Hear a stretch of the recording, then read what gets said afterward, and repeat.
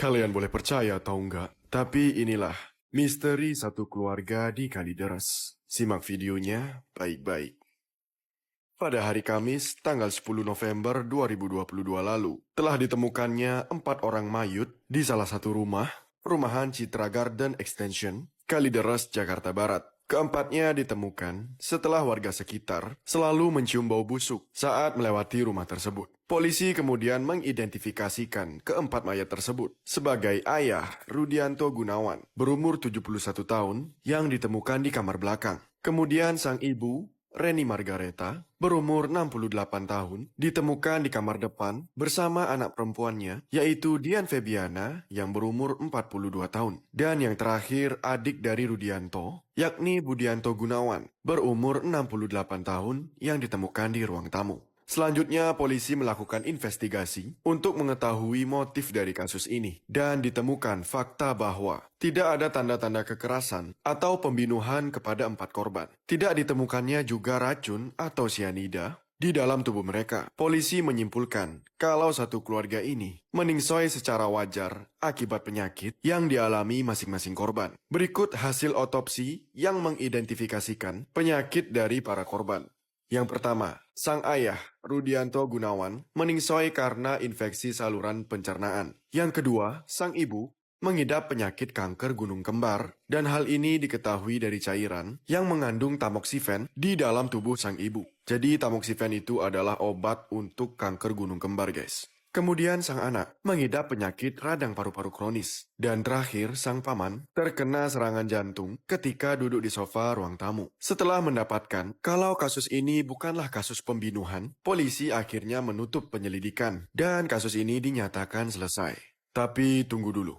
Banyak netizen yang merasa janggal atas kasus ini. Masa iya sih mereka meningsoinya barengan, tapi gegara penyakit yang berbeda-beda? Bisa pas barengan gitu ya kambuhnya, guys. Sekarang gue akan bahas kejanggalan-kejanggalan yang ada di kasus keluarga Kalideres ini.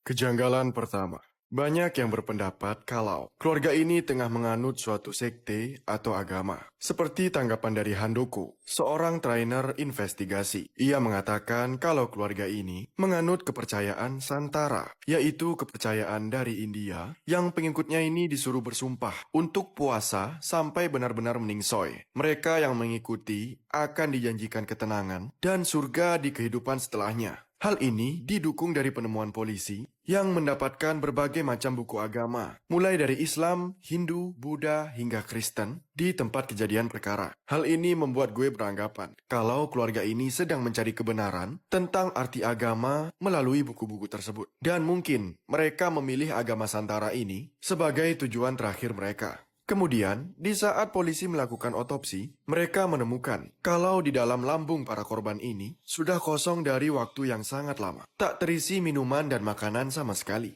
Hal ini diketahui dari otot-otot lambung yang mengecil. Kejanggalan kedua. Para korban tidak meningsoi di waktu yang sama. Diketahui sang ibu, yaitu Reni, telah meningsoi duluan pada bulan Mei 2022, namun disembunyikan oleh pihak keluarga. Hal ini dibuktikan oleh suatu kejadian mengerikan yang dialami seorang petugas koperasi pada bulan Juli 2022 lalu. Budi, si paman, berniat untuk menjual rumah tersebut melalui jasa maklar rumah. Namun ia selalu tak mendapatkan pembeli. Lalu maklar menyarankan untuk menggadaikan sertifikat ke koperasi simpan pinjam. Si Budi sepakat dan mengadakan pertemuan antara 2 maklar dan 1 petugas koperasi. Sesampainya di rumah itu, ketiga orang ini sudah mencium bau busuk yang luar biasa. Lalu petugas koperasi menanyakan keberadaan Ibu Reni. Namun Dian sang anak beralasan kalau ibunya sedang sakit. Petugas memaksa karena ini adalah rumah Ibu Reni. Petugas ingin mewawancarai Ibu Reni langsung. Karena terdesak, Dian pun langsung mengajak ketiganya masuk ke dalam kamar Ibu Reni. Ketika masuk, kamarnya sangat gelap dan berbau busuk. Dian beralasan kalau ibunya sensitif terhadap cahaya. Tapi tanpa sepengetahuan Dian, petugas menghidupkan flash HP dan terkejut ketika melihat Ibu Reni sudah menjadi mayut. Si petugas koperasi ini sampai teriak, "Allahu Akbar!" Saking kagetnya. Kemudian mereka bertiga bergegas pulang karena ketakutan. Namun Budi mengejar dan memohon kepada mereka supaya mereka tak melapor ke polisi dan warga. Setelah kejadian itu, Dian dan Budi masih terlihat beraktivitas seperti biasa, bersama mayut yang ada di dalam rumahnya. Oke guys, jadi karena terlalu panjang video yang tadi, aku lanjut ke part 2. Bagaimana menurut kalian? Kalian boleh percaya atau enggak, tapi inilah manusia termuda yang dieksekusi matong. Simak videonya baik-baik. George Stinney Jr. merupakan remaja berumur 14 tahun. Ia lahir pada tanggal 21 Oktober 1929 di Carolina Selatan, Amerika Serikat. Remaja kulit hitam ini adalah orang termuda yang dihukum matong. Di umurnya yang masih kelas 3 SMP ini, Stinney sudah merasakan sakitnya disetrum oleh kursi listrik hingga meregang nyawa. Mengapa Stinney bisa berakhir di kursi listrik, padahal ia adalah seorang remaja yang masih muda? Ini adalah kasus yang menyedihkan, guys. Banyak yang mengaitkan kejadian ini karena rasisme pada masa itu sangatlah parah. Jadi si Stinney ini dituduh membunuh 2 anak kecil berkulit putih. Kronologinya, pada tahun 1944 telah dilaporkan hilangnya 2 anak perempuan yang masing-masing bernama Betty June berusia 11 tahun dan Mary Emma Dames berusia 8 tahun.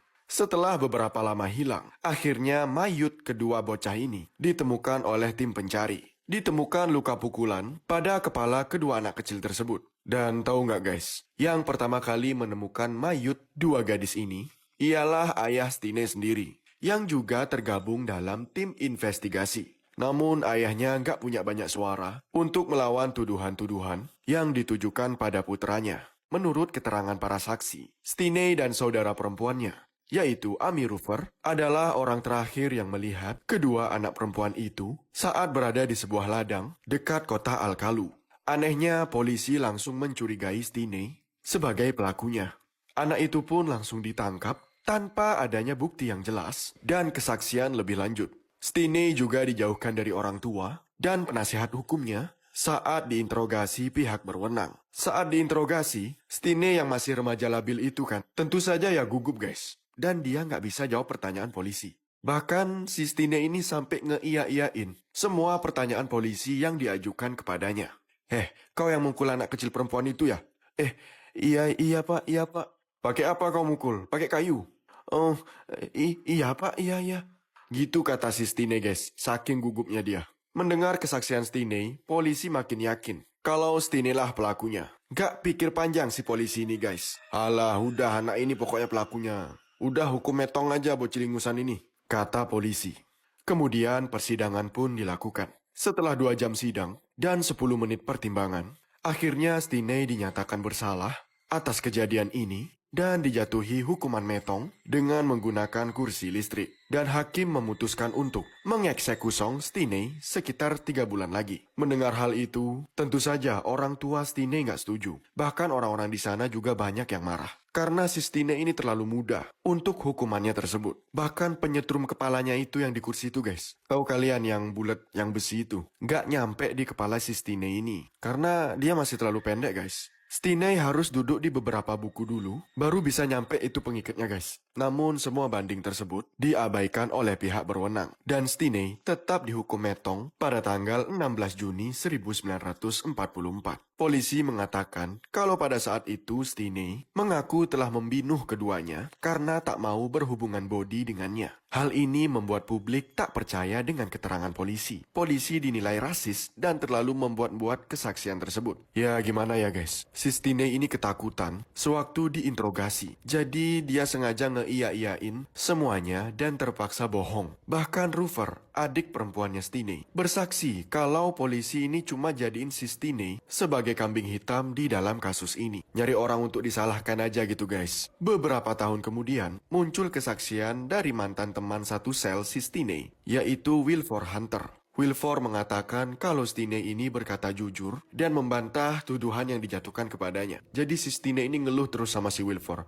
Aduh bang, aku nggak ngelakuin hal itu bang. Sumpah bang, saya tidak pernah melakukan itu, kata Hunter sambil menirukan perkataan Stinney dulu. Kenapa mereka membunuh saya untuk hal yang tidak pernah saya lakukan bang? Mendengar kesaksian itu, seorang pengacara bernama Matt Burgess berniat untuk mengangkat kasus ini kembali dan berkeinginan untuk menemui keluarganya Stine di tahun 2009. Keluarga si Stine ini akhirnya berani buka suara dan mengatakan kalau anaknya ini dipaksa untuk mengaku ke hadapan polisi. Rufer, adik perempuan Stine, juga melihat kalau dulu kedua anak perempuan itu bermain sepeda di dekat rel kereta api di dekat rumahnya. Selama ini mereka diam karena mereka ketakutan. Dan akhirnya, Stine dinyatakan tidak bersalah pada 17 Desember 2014. Setelah 70 tahun, dia tiada. Emang bener-bener zaman dulu, guys. Keadilan tuh nggak ada sama sekali, guys. Bagaimana menurut kalian?